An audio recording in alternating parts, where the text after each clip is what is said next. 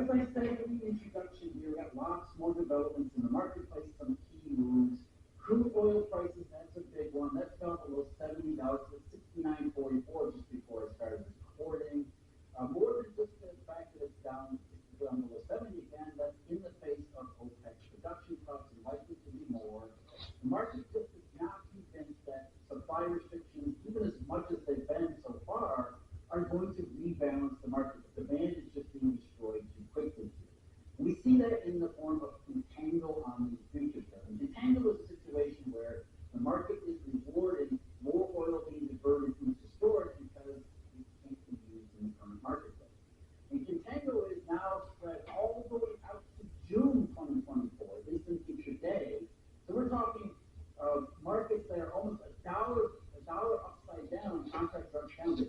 A June contract is $1 at the contango, which the market's saying we really don't believe that any new supply cuts here are going to rebalance supply with aggressively falling demand over the next 6 months here.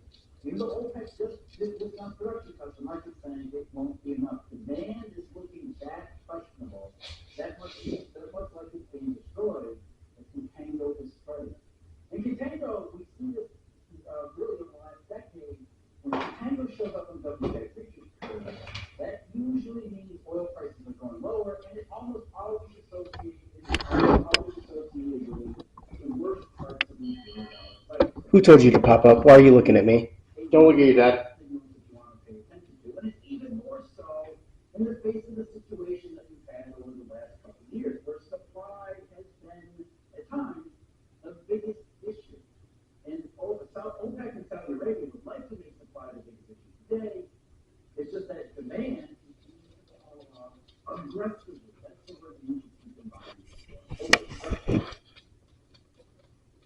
In addition to oil, I talked about interest rate swap spreads, such as yesterday's video, core interest rate markets, which are looking fearful. Yield curves. Now, the yield curves are moving toward what looks to be a setup before the bull season came, but they're not there just yet. In fact, what we see is that aggressively, interest rates at the long end of falling are going lower, but they're going lower much faster than those at the short. In fact, right now, the short end is kind of cooling down. Well, much of the buying has been focused at the long end of the curve. Growth in inflation expectations, anyone? Essentially unwinding the September sell, as I told you during September. Now the market is unwinding that sell-off in interest rates in the bond market. It's unwinding it as they revert interest rate, longer interest rates, and expectations revert to the fundamentals that have been more aggressively priced into the marketplace over recent weeks. Essentially, we see the 10-year down to 4.12 today.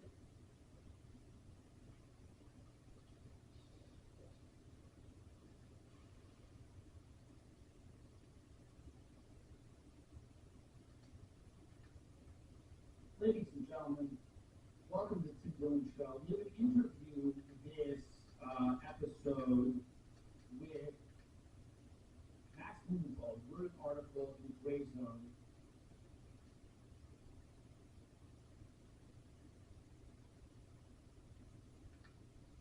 Although a crazy storm is happening around the world, yet the US ordering their airlines once again to jump up and down.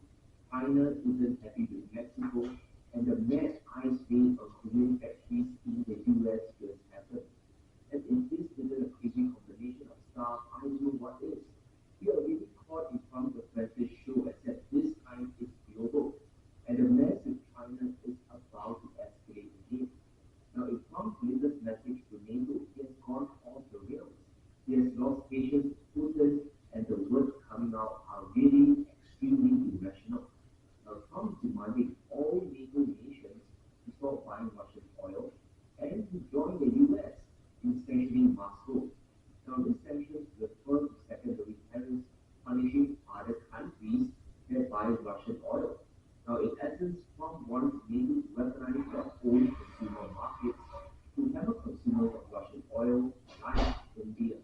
So, what a glorious mess. In addition, he wants NATO to keep China with 100% tariff, which is essentially an embargo on Chinese exports.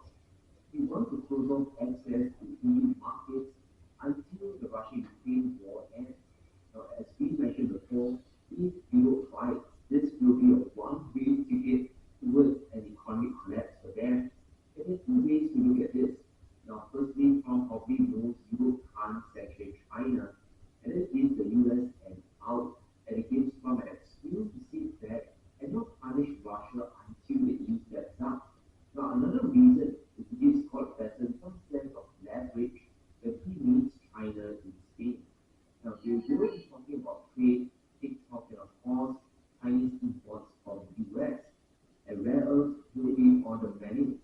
So we can also expect semiconductors to be part of the negotiations.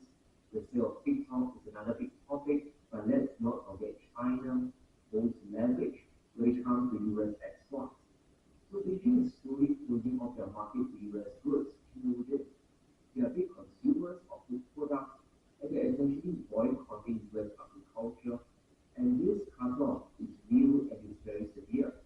Now, last September to November, China imported 13 million tons of US soybeans, and it's almost half of total Chinese imports, which shows how big they used to be, even during the Biden administration. But in the same 2 months this year, China is importing a grand total of zero. US farmers are getting wiped out, and Trump is definitely very angry with Beijing, but yet he can't do anything directly to China's economy. So one can imagine he's trying to use the Europeans to create some invisible leverage that he doesn't even want in the first place. Trump is going to laugh and open table with a pair of feet. Now, of course, China doesn't really care. Beijing has a lot of tricks up their sleeves as well, and they are not afraid to use it. Now, we can talk about rare earths or US bonds, but it goes beyond those. China's next game plan is to carve out perhaps the most important export the US still has to offer. Now, Beijing is beginning to close the US semiconductor sector, and they are doing it ahead of the talks with Scott Bessent. Now, this anti-dumping probe begins with analog IC chips, basically lower value stuff. But best believe things will escalate all the way to AI chips if the talks in Spain start breaking down. China really doesn't want the US in a Chinese chip ecosystem. And this takes away revenue from Chinese companies like Huawei that also leaves the door open for tech dependence. And here's the funny thing.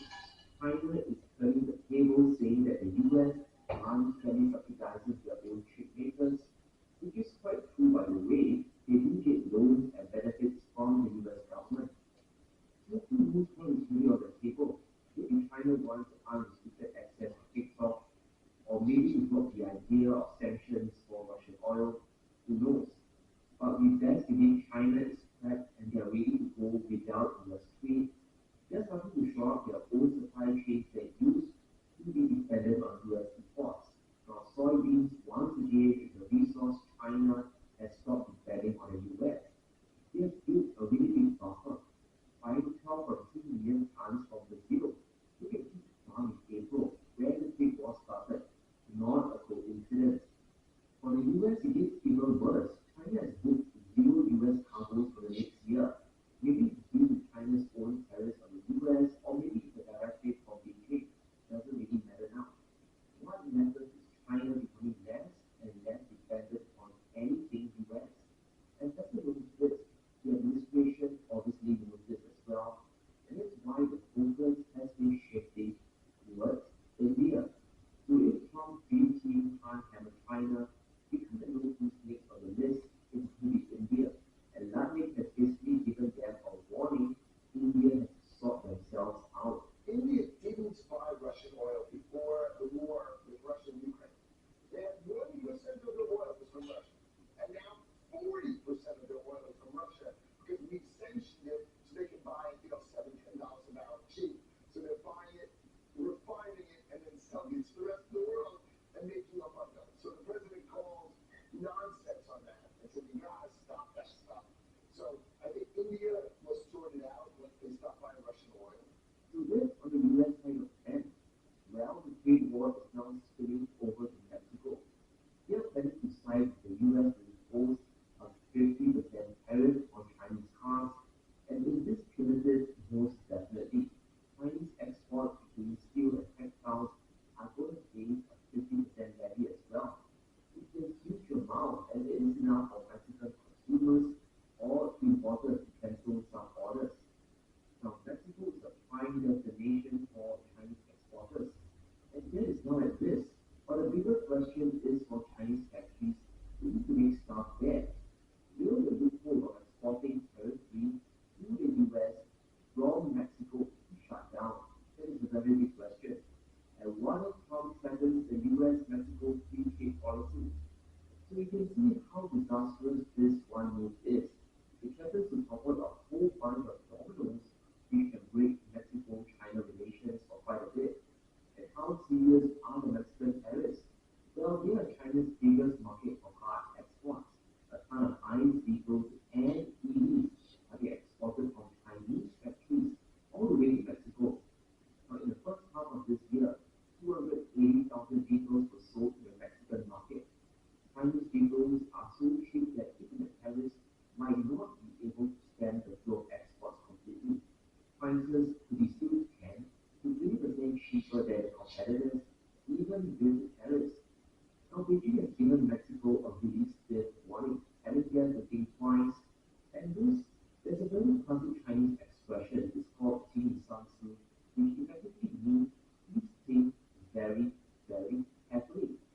Well, Mexico's laws will be Brazil's aid. Chinese automakers are really opening assembly plants in Brazil, a great partner. Now, the first EV from BYD is rolled out of the factory. Great Wall Motor is going to expand the second facility to produce pickup trucks. Chery is partnering with a Brazilian company to produce cars as well. So Chery will still have a big foothold in the South American market. And because Mexico still needs affordable EVs, production will flow from Brazil outwards to Mexican consumers. This is a reshuffling of supply chains. Now, for Brazil, this is going to be a tremendous advantage. There's going to be a big shift and sharing of technology in the process. Now, we are talking about AI tech and more importantly, robotics. Now, Mexico, if they do insist on punishing Chinese exports, they're going to get punished themselves. And for China, these supply chains being reshuffled to Brazil is also going to be a big win for them. If you can have one single hub you can focus on, it's also going to be a prime destination for all your tech exports in the future. When Chinese AI chips catch up, Brazil will be one of the first few countries to gain unrestricted access again. Mexico isn't looking at where the park is going to be, they're still focused on the now. But let's unlock the next level of crazy, the final level of insanity we have seen over the past few days, and that is the US Hyundai Nest. And by now, everyone knows what happened. The US conducted an ICE raid and deported over 400 Korean workers at a Hyundai factory plant based in Georgia. Make it make sense. Now, this is after Hyundai committed to spend nearly $6 billion in making a new steel plant in Louisiana by 2029. It's part of the largest $1 billion investment plan in the United States. Now, whoever advised Trump to create a Hyundai facility just torpedo any future deals, not just with Korea, but other countries who shift production back to the US. They're going to be verified 100%. It's pretty jarring now. Imagine you are working in a factory, you do your just your own stuff, just in the whole day, and suddenly you're taken away and deported all the way back to Korea. And how is that going to entice new investment into the US? Bringing workers from your own country isn't something new, guys. Companies like TSMC, they have to bring in their own engineers, they have to bring in their own specialists because there's simply not enough talent in the US. The numbers just aren't there.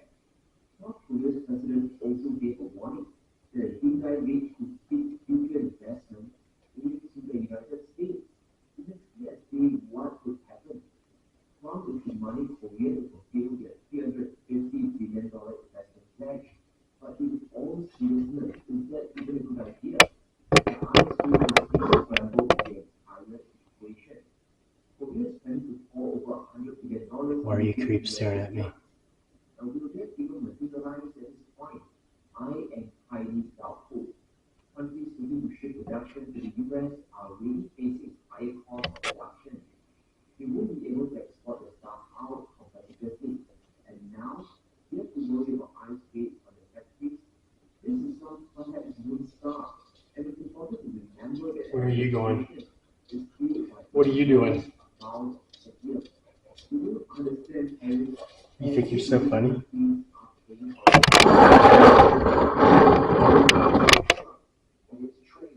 What are you coming away by your dad? You think you're funny? What, are you taking naps? What, you been taking naps? All in the media, and by the way, Where'd you get a pink tummy? Donald Trump solved the war Where'd you get a pink tummy? Thailand and Cambodia. I mean, just think about this. This is what. Where'd you get a pink tum-tum? This is what's running the U.S. administration. This is one half of the dream team. It's called Desert. The problem with this thinking, past the ice days, is that Why are you countries like biting me? Japan, Australia, Why are you biting me? may start to retain their position. Why are you There's biting one me? underlying worry. Is my investment in the U.S. will be safe? And according to Hyundai themselves, the rate